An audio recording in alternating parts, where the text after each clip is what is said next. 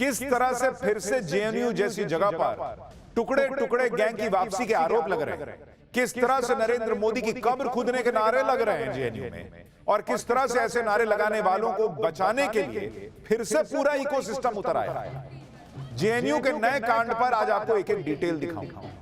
यह भी बताऊंगा कि यह वही इकोसिस्टम है जो मोदी के साथ साथ हिंदुत्व को भी अटैक करता है, क्योंकि इसे अपने वोट बैंक को खुश करना है। इस देश में मोदी विरोधी जो इकोसिस्टम है उसे कल से ही बहुत आग लगी हुई है, क्योंकि ना तो उमर खालिद को जमानत मिली, ना शर्जील इमाम जेल से छूटा, जिसे टुकड़े टुकड़े गैंग कई बार कह दिया जाता है, और उस गैंग में मातम छाया हुआ है।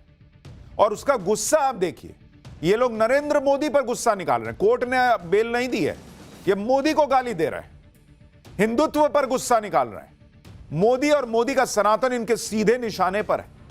किस तरह से फिर से जेएनयू जैसी जगह पर टुकड़े टुकड़े गैंग की वापसी के आरोप लग रहे हैं, किस तरह से नरेंद्र मोदी की कब्र खुदने के नारे लग रहे हैं जेएनयू में, और किस तरह से ऐसे नारे लगाने वालों को बचाने के लिए फिर से पूरा इकोसिस्टम उतर आया है।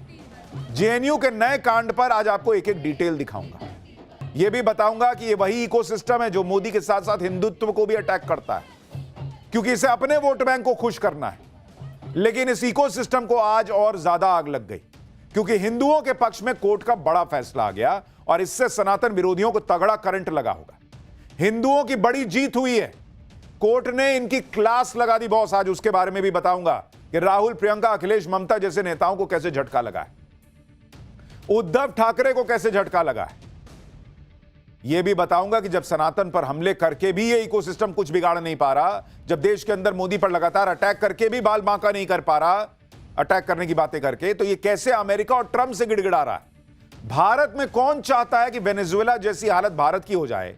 कांग्रेस में किसने कह दिया कि जैसे वेनेजुएला के राष्ट्रपति को ट्रंप आधी रात को उठाकर ले गए, वैसे मोदी को भी उठा के ले जाएं? कौन पीएम मोदी की किडनैपिंग की बातें करने लगा है? क्या लेवल हो गया इन लोगों की पॉलिटिक्स का? मोदी और हिंदुत्व कैसे इनके निशाने पर हैं?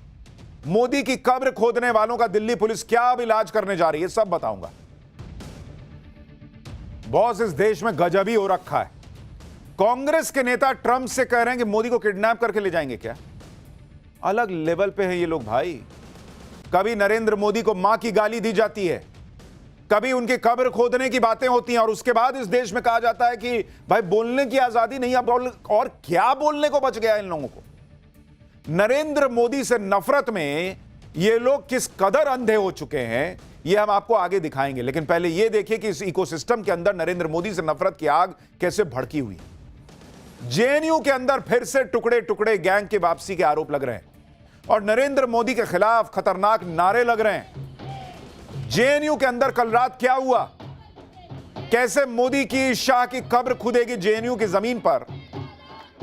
ये छात्र हैं बॉस, ये पढ़ने आए हैं, मोदी की कब्र खोदने की बात कर रहे हैं, देश के प्रधानमंत्री की। ये छात्र हैं,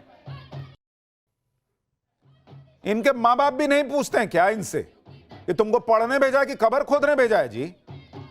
कभी देश विरोधी नारे लगाना, कभी अफजल हम शर्मिंदा हैं तेरे कातिल जिंदा हैं, कभी देश के प्रधानमंत्री के कब्र खोदने की बातें करना, देश के टुकड़े टुकड़े करने की बातें करना, कभी नरेंद्र मोदी से लेकर अमित शाह तक को टारगेट करना, मारने की बातें करना। ये कौन सा कल्चर चल रहा है बॉस जेएनयू के अंदर? मोदी विरोधी इकोसिस्टम ने हद ही मचा रखी है, लिमिट क्रॉस है भाई। ये लोग ये सब करते हैं बोलने की आजादी के नाम पर, लेकिन इनकी सोच समझ का हाल देखिए कि मोदी के खिलाफ नारे लगा रहे हैं, अंबानी अडानी की भी कब्र खुदने जैसे नारे लगा रहे हैं। आप समझिए कि ये कहां से कहां क्या तार जुड़ रहा है। सोचिए, अभी तो ये यूनिवर्सिटी में ये सब नारे लगा रहे हैं, यूनिवर्सिटी से निकलेंगे तो कहीं जॉब करने जाएंगे तो किसी अंबानी अडानी के यहां ही ना जॉब करोगे जी। अंबानी अडानी कौन है? बिजनेसमैन है, कहीं ना कहीं तो नौकरी करोगे। कि सारा जेएनयू जो है वो खेती करेगा या अपनी नौकरी करेगा?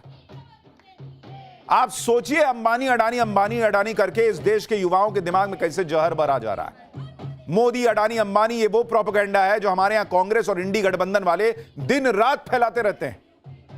यही प्रोपेगेंडा इनके दिमाग में भर गया, और नतीजा है कि मोदी, अडानी, अंबानी के मरने मारने की बातें हो रही। नरेंद्र मोदी तो इनके सीधे टारगेट पर हमेशा रहे, लेकिन साथ ही साथ इनके निशाने पर मोदी का हिंदुत्व है, मोदी का सनातन भी है। जेएनयू में मोदी, शाह और अंबानी, अडानी के अलावा भगवा के खिलाफ भी नारे लगे, बीजेपी आरएसएस के खिलाफ भी नारे लगे। एक बार ये वीडियो भी सुन लीजिए, फिर आपको बताता हूं कि ये नारे लगाने वाले थे कौन, इनके बारे में क्या पता चला, इनका नाम क्या है, दिल्ली पुलिस इनका क्या इलाज करने जा रही है, और इन नारों पर भी इनको बचाने के लिए कौन खड़ा हो गया है। जेएनयू में जिस वीडियो में विवादित नारे लगाने के आरोप लग रहे हैं, उस वीडियो में कई छात्र दिख रहे हैं। एक लड़की नारे लगा रही है और बाकी छात्र उसे रिपीट कर रहे हैं। कुछ छात्रों के हाथ में डफली है, डफली पर एसएफआई लिखा है, जिसका मतलब है students federation of India. Video में दिख रहे कुछ छात्र नारे लगा रहे हैं, कुछ पीछे खड़े होकर वीडियो बना रहे हैं। जेएनयू में ये जो नारे लग रहे हैं, वो नारे लगाने वाले कौन थे, कल रात को जेएनयू में क्या हुआ, उसके बारे में डिटेल से पता किया। जेएनयू में कल रात कुछ छात्रों ने प्रदर्शन किया।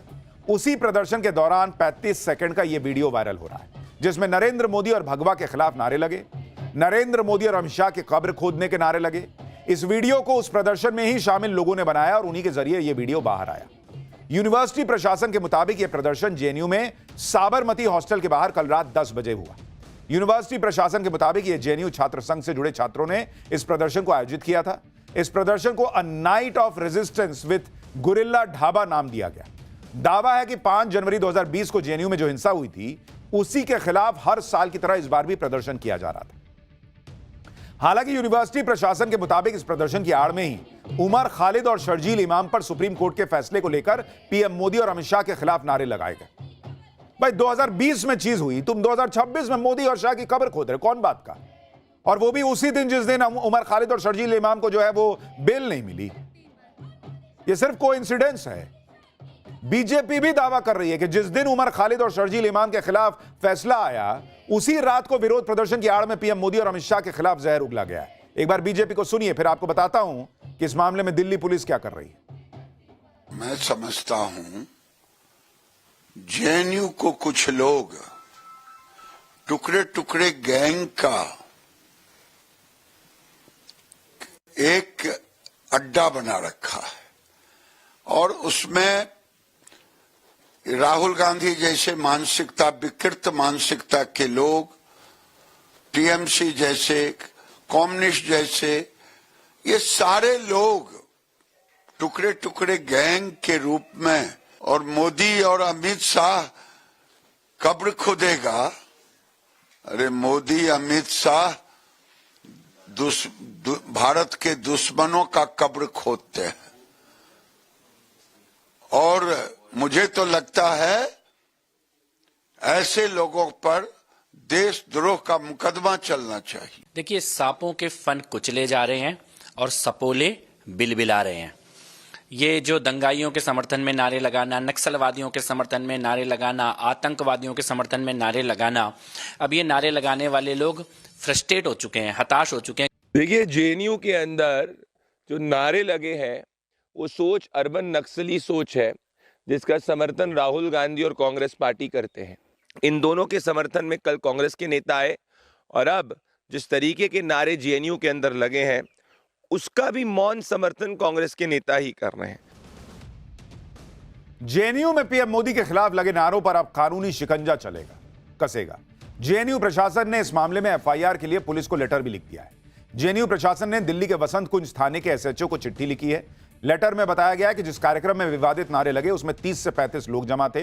यह भी बताया गया कि प्रदर्शन में जेएनयू छात्र संघ से जुड़े कई लोग थे। इनमें अदिति मिश्रा, सुनील यादव, गोपिका बाबू, दानिश अली, महबूब इलाही, कनिष्क, पाकिजा खान और शुभम शामिल हैं। अदिति मिश्रा छात्र संघ की अध्यक्ष हैं, गोपिका बाबू वाइस प्रेसिडेंट हैं और सुनील यादव जनरल सेक्रेटरी हैं। दानिश अली ज्वाइंट सेक्रेटरी हैं। जेएनयू प्रशासन ने कहा है कि ऐसे नारे जेएनयू के अनुशासन को भंग करते हैं और ये यूनिवर्सिटी के माहौल को बिगाड़ते हैं। प्रशासन का कहना है कि इससे कैंपस की शांति, सुरक्षा और अनुशासन को खतरा हुआ, इसलिए कानूनी कार्रवाई की मांग की गई है। यह भी कहा गया है कि ये नारे जानबूझकर लगाए गए, बार बार दोहराए गए, जिससे यह साफ होता है कि यह सोच समझकर किया गया गलत काम था। यानी जिन नारों को इंडी गठबंधन हल्का और पॉलिटिकल नारे बता रहा है, उन नारों पर जेएनयू प्रशासन ने टफ स्टैंड ले लिया है और पुलिस से कहा है कि भाई एफआईआर दर्ज करो और इन पे एक्शन लो। भाई जब तुम प्रधानमंत्री के और गृह मंत्री के कब्र खोदने के नारे लगा सकते हो, तो फिर छात्र मत बताओ ना अपने आप को, फिर एक्शन के लिए भी तैयार रहो। और लेफ्ट की यही पॉलिटिक्स जो है, उसने लेफ्ट की राजनीति को कब्र में पहुंचा रखा है। पूरे देश से लेफ्ट खत्म हो रखा है। कहीं नहीं बच रहा साउथ में केरल को छोड़कर। लेकिन इनकी दिमाग में ना वही घुसा हुआ है, क्योंकि ये लोग क्या करते हैं, लेफ्ट के लोग, इनकी सत्ता खत्म हो गई, जाके कांग्रेस से सट गए, तो ये लोग वहां से अपना हिसाब किताब लेते रहते हैं। कांग्रेस के नेता ये थ्योरी बेच रहे हैं कि ये नारे तो खुद बीजेपी ने लगवाए। आप देख रहे हैं इनका इन्फ्लुएंस कितना है। कांग्रेस कह रही कि ये बीजेपी ने नारे लगवाए, भाई वहां दिख रहा है किस किसने नारे लगाए भाई, उसमें कौन बीजेपी का, बताओ फिर। सुनिए राशिद अल्वी क्या कह रहे हैं। जेएनयू के अंदर जो भी नारे लगे उन लड़कों को पकड़ना चाहिए, और मुझे यकीन है कि ये आरएसएस और बीजेपी से जुड़े हुए लोग होंगे, क्योंकि इन नारों का फायदा भारतीय जनता पार्टी अपनी राजनीति के लिए उठाती है। ये वही नीति है जो हिटलर की नीति थी, वो अपने लोगों को भेज देता था इस तरीके के काम करने के लिए, और फिर खुद इसका फायदा उठाता था। इन लोगों का हर बार का हिसाब यही है।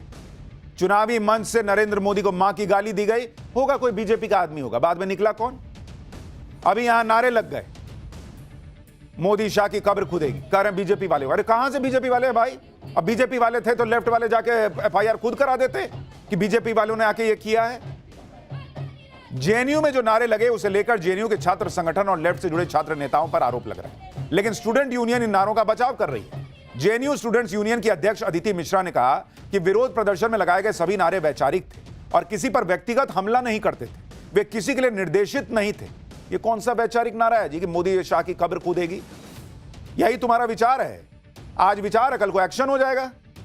जेएनयू स्टूडेंट यूनियन के जनरल सेक्रेटरी सुनील यादव ने एक अंग्रेजी अखबार को बताया कि जेएनयू में प्रदर्शन तो हुआ, लेकिन जहां तक नारों की बात है तो वो इस पर कमेंट नहीं करें। काहे नहीं करोगे? नारा लगा दोगे, कमेंट करने में दिक्कत हो रही है, शर्म आ रही है बोलने में कि मैंने देश के प्रधानमंत्री के कब्र खोदने की बात की है।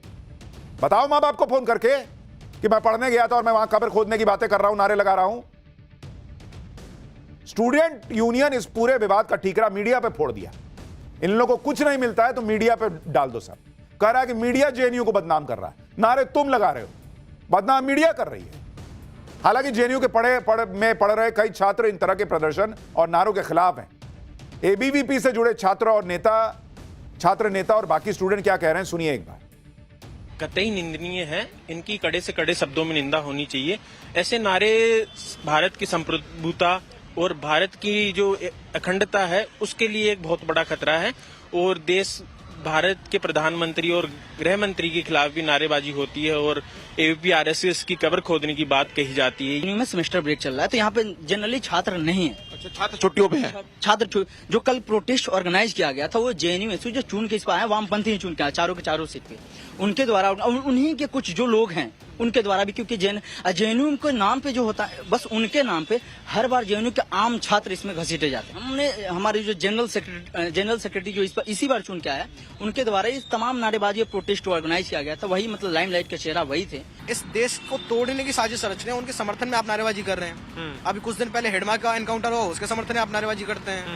बसवा राजू को मारा गया, उसके समर्थन में आप नारेबाजी करते हैं। अब जब फांसी हुई तब भी आपने नारेबाजी की, अब जल हम शर्मिंदा है, तेरे कातिल जिंदा है। तो भारतीय संविधान, भारतीय कानून, भारतीय न्यायपालिका जिसके तहत इनको सजा मिल रही। देखिए एग्जैक्टली नारे किसने लगाए ये तो पुलिस जांच में निकाल लेगी, क्योंकि भाई रात का वक्त है, कौन बोल रहा है नहीं बोल रहा है हम कमेंट नहीं कर सकते कि भाई इसी ने बोला है। लेकिन वहां छात्र संघ के लोग दिख रहे हैं, यह आरोप है। वहां एसएफआई की डफली दिख रही है, यह आरोप है। वहां प्रदर्शन हुआ था, यह आरोप है। और सबसे बड़ी बात, किसी भी बात को लेकर गुस्सा है। क्या नारों की गरिमा नहीं होनी चाहिए? छात्र हो, प्रदर्शन करना करो, कब्र खोद देंगे, ये क्या चल रहा है भाई? जेएनयू में जो नारे लगे हैं उसका बचाव कोई कुछ भी कहकर कर ले, लेकिन सच यही है कि कल ही उमर खालिद और शर्जील इमाम पर सुप्रीम कोर्ट का फैसला आया, और जो मोदी विरोधी इकोसिस्टम है वो सोच रहा था कि उमर खालिद जेल से बाहर आ जाएगा, शर्जील इमाम बाहर आ जाएगा। कहा है भाई तुम सोच लिए तो बाहर आ जाएगा, लेकिन उनको दिखा कि भाई उनके लेने के देने पड़ गए। सुप्रीम कोर्ट ने इनके ऐसे धागे खोल दिए कि अब ये 1 साल तक बेल भी नहीं मांग सकते। मतलब सुप्रीम कोर्ट ने तो बेल नहीं दी, एक तरह से यह भी कह दिया कि 1 साल दिख मत जाना, क्योंकि 1 साल बेल के लिए अप्लाई भी नहीं कर सकती ये लोग। इसलिए कल से कुछ ज्यादा ही इकोसिस्टम में आग लगी हुई है, क्योंकि ये उमर खालिद और शर्जील इमाम के लिए माहौल खूब बना रहे थे। ये लोग तो सालों से यही मॉल बना रहे हैं कि उमर और शर्जील तो बेगुनाह हैं, दोनों को फंसाया जा रहा है। सालों से ये लोग यही मॉल बना रहे थे कि किसी को इतने लंबे वक्त तक जेल में नहीं रखा जाना चाहिए। जमानत मौलिक अधिकार है, मौलिक अधिकार याद रहता है, देश के प्रति मौलिक कर्तव्य याद नहीं रहता है। चिकन स्नैक को काट दो ये याद रहता है, ये मौलिक अधिकार है तुम्हारा चिकन नेक्स काट देना, उसकी बात करना। सुप्रीम कोर्ट के कल के फैसले ने पूरे इकोसिस्टम को हिला कर रख दिया। इसलिए कह रहे हैं कि 2020 के मामले पर प्रदर्शन कर रहे थे, लेकिन कहा यही जा रहा है कि आग उसी फैसले से लगी हुई थी और इसीलिए बोलते बोलते मोदी शाह की कब्र खोदने तक चले गए। आप देखिए कि उमर खालिद और शर्जील इमाम को छुड़वाने के लिए इन लोगों ने क्या क्या नहीं किया था। भाई न्यूयॉर्क शहर के मेयर जोरान ममदानी ने उमर खालिद के समर्थन में जो चिट्ठी लिखी थी उसको लास्ट मिनट पे वायरल कर दिया, फैसला आने के ठीक पहले। जोरान ममदानी ने तिहाड़ में बंद उमर खालिद को हाथ से लिखी एक चिट्ठी भेजी। ये चिट्ठी ममदानी ने 1 जनवरी 2026 को मेयर पद की शपथ लेने के बाद ये चिट्ठी सामने आई। लेटर में ममदानी ने उमर के लिए एकजुटता और समर्थन जताया। ममदानी ने लिखा कि डियर उमर, मैं अक्सर तुम्हारे उन शब्दों को याद करता हूं जिनमें तुमने कड़वाहट को खुद पर हावी ना होने देने की बात कही थी। तुम्हारे माता पिता से मिलकर खुशी हुई, हमें तुम्हारी चिंता है। उमर खालिद की चिंता है तुमको। अब वो जो दिल्ली दंगे में हिंदू मर गए उनकी चिंता नहीं है, वो जो मासूम लोग मर गए उनकी चिंता नहीं है तुमको। और किसकी चिंता कर रहा है वो न्यूयॉर्क का मेयर, आपको पता है? जिसके लिए सुप्रीम कोर्ट कह रहा है कि बेल नहीं दे सकते, प्राइमा फेसी मामला दिख रहा है। जमानत अर्जी पर सुनवाई से ठीक पहले सुप्रीम कोर्ट पर दबाव डालने के लिए उमर खालिद के मुद्दे को अमेरिका तक खींच के ले जाया गया। लास्ट मिनट पे कैसे नोट वायरल हो गया जी, और दोनों को ऐसा दिखाया गया जैसे ये दंगे के आरोपी नहीं, बाप रे बाप, कोई मसीहा है, कोई एक्टिविस्ट है जो बेचारे प्रताड़ित हैं कि जेल में बंद कर दिया है। इतना ही नहीं, भारत के टुकड़े करने की बात करने वाले इन आरोपियों का बचाव हमारे यहां कई नेता कर रहे थे, आज भी कर रहे हैं। कोई सुप्रीम कोर्ट के फैसले पे सवाल उठा रहा है, कोई जेएनयू के नारों को जस्टिफाई कर रहा है। भाई कि क्या ही हो गया अगर कह दिए कि मोदी शाह की कब्र खुदेगी, तो नारा ही है, क्या हो गया इसमें?